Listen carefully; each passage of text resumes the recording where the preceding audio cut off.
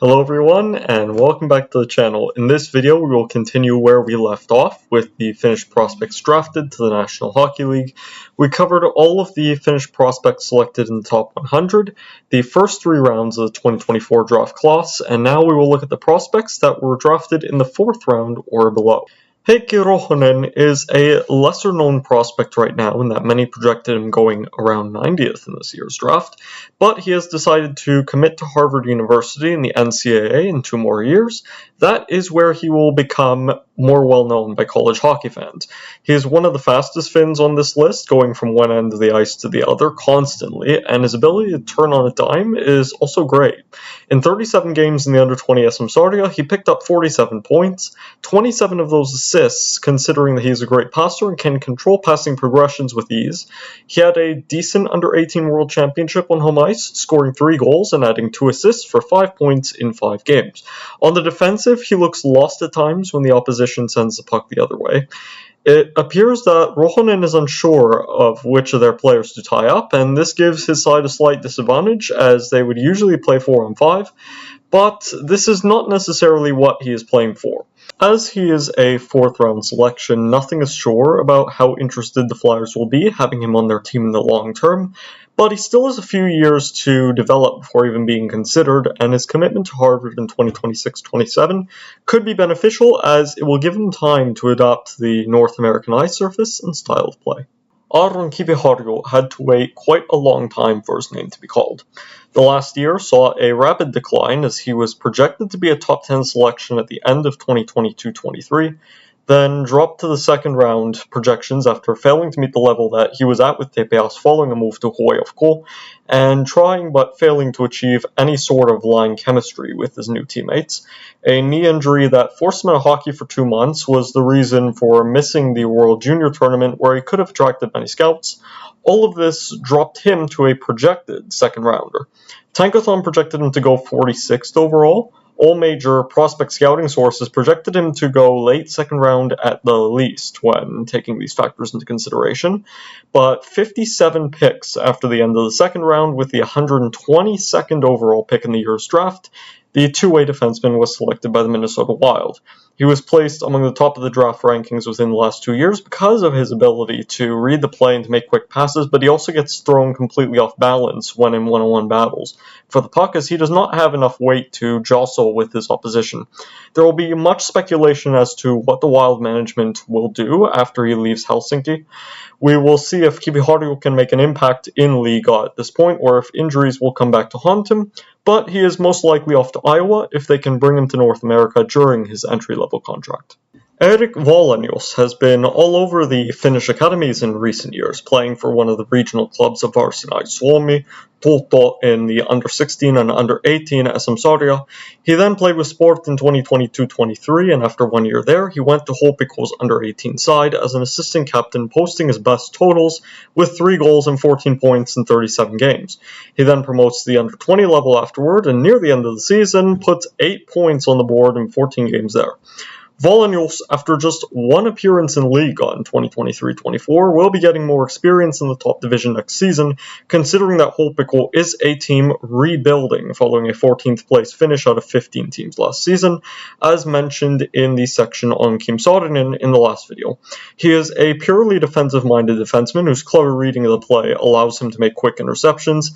He is not afraid to throw his 212-pound weight around and squish opponents along the corner boards to win back control of the puck, and his passing is somewhat accurate both in his own zone and in the neutral. Valenius is a relatively unknown player by prospect analysts, as only McKean's had him in their rankings at 123rd overall, but Ottawa would be geniuses if they developed this low-risk, high-reward pick to their standards if they sign him to an entry-level deal. He could bring more defensive stability along with their other defensive draft pick in Carter Yakimchuk to a team that conceded 281 goals last season, second worst behind the Montreal Canadiens in the Atlantic by 8 goals. 18 picks after Aron Kiviharju, Sebastian Soini was drafted by the Minnesota Wild at 140th overall. Sebastian Soini was projected by some to be a third-round pick, but most prospect analysts media sources that released their own mock drafts projected 4th round. In the end, he is selected in the 5th. Soini is just over 6 feet tall and at almost 200 pounds, and after 6 impressive showings in Liga, he moves to the 2nd tier to play in Mestis with Kolve. Soini uses his size and height to his advantage by pressuring opponents from behind, much like how Marko Anttila defends as a forward. Also, like Anttila, he is not particularly known for his attacking play. He is more of a player placed along the point to continue passes rather than someone who screens goalies in front. As someone that has to play away from the puck to succeed, he has developed well in his off-puck movement, and he skates fast. He needs to be involved in more passing play, however, including give-and-go passing, as if he does, then he could be involved in an effective 200-foot game, playing along the point or behind the net to improve his scoring tally by at least double. Hopefully there will also be work to improve his point shot, so that he can catch up to the other defensemen in this class in that regard. He could end up being a draft steal, but the fact that Minnesota has drafted both him and Kiviharju in the same class of 2024 means that if they sign both, they can help them both improve on the same defensive line in Iowa. Soini had 8 points in Mestis, all assists over 32 games, and had an assist in Liga with Ilves in those 6 appearances there as well. Veeti Lohivara is a very underrated prospect for the New Jersey Devils, a player that could turn into a decent AHL goalie at the least, and very soon. In terms of the ABCD format from USA Hockey, aggressive, base, conservative, defensive, he primarily plays as a conservative goaltender with a glove hand that can aim for the top corners to make usually difficult split-second saves. If he does not have the puck glove down and held immediately, since he has a difficult time holding on, even on routine saves, he has become used to stopping the next possible bounce.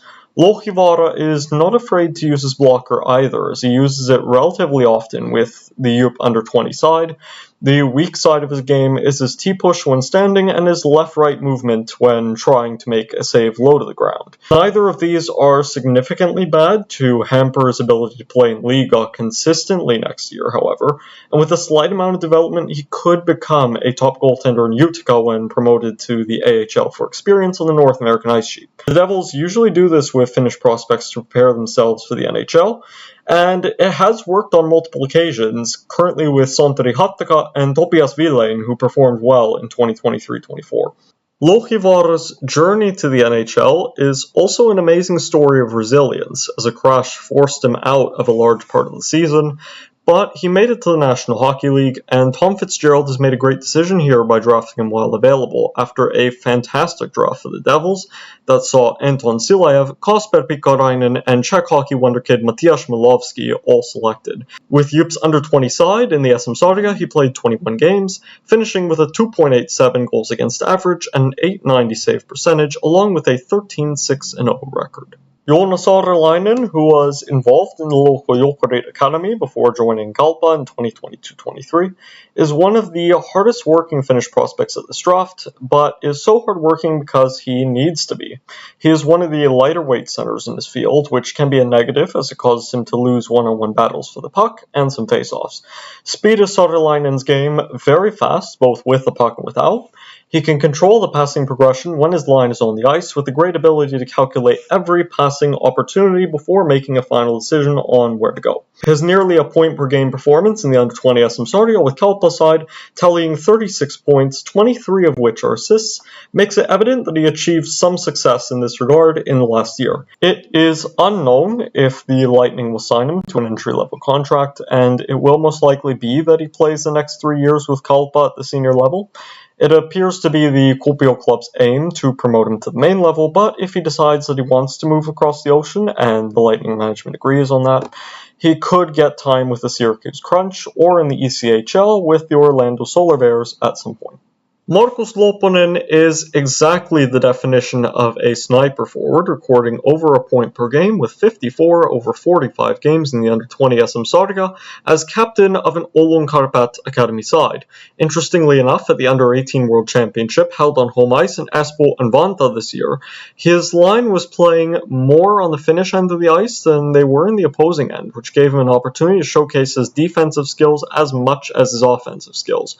Looking at his overall season, season with the under-18 team in friendlies, he finished the year with 3 goals and 8 assists for 11 points in 19 appearances.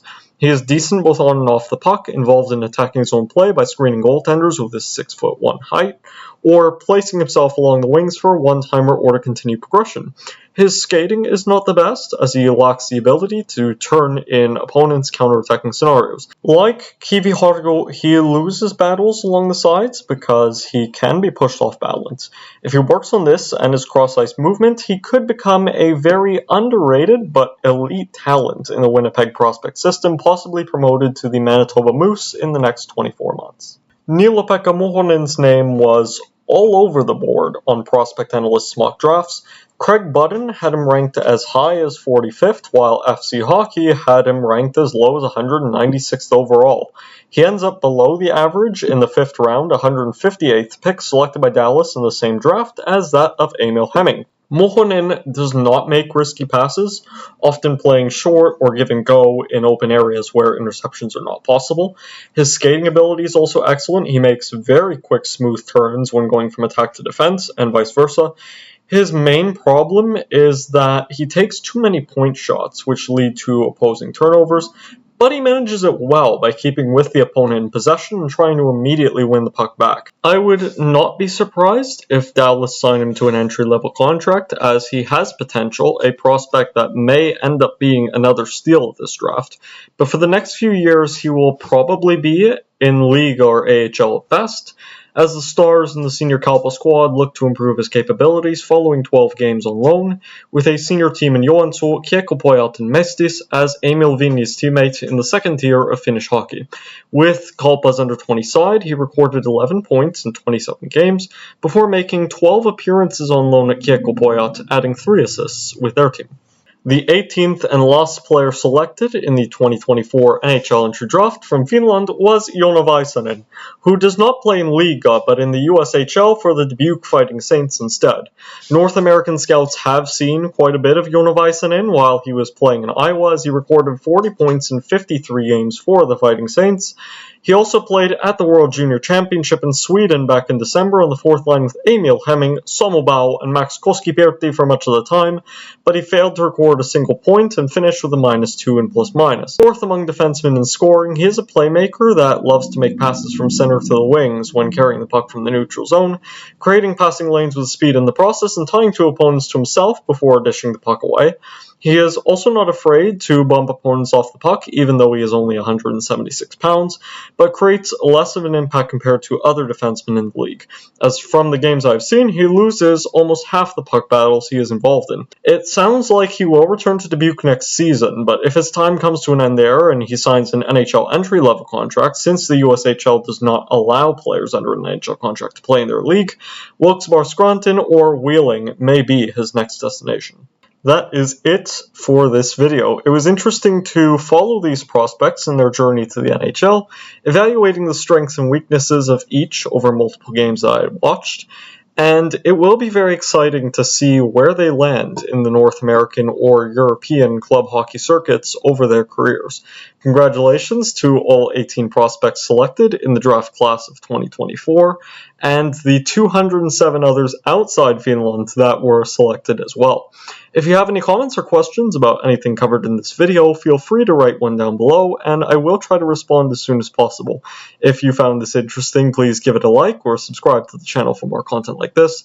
I will be posting much more about Finnish hockey with this channel, especially around the time of the World Junior Championship in December, when the league scouts focus heavily on the talents of the under-20 national team. Thank you for watching, and I will see you again in the next video.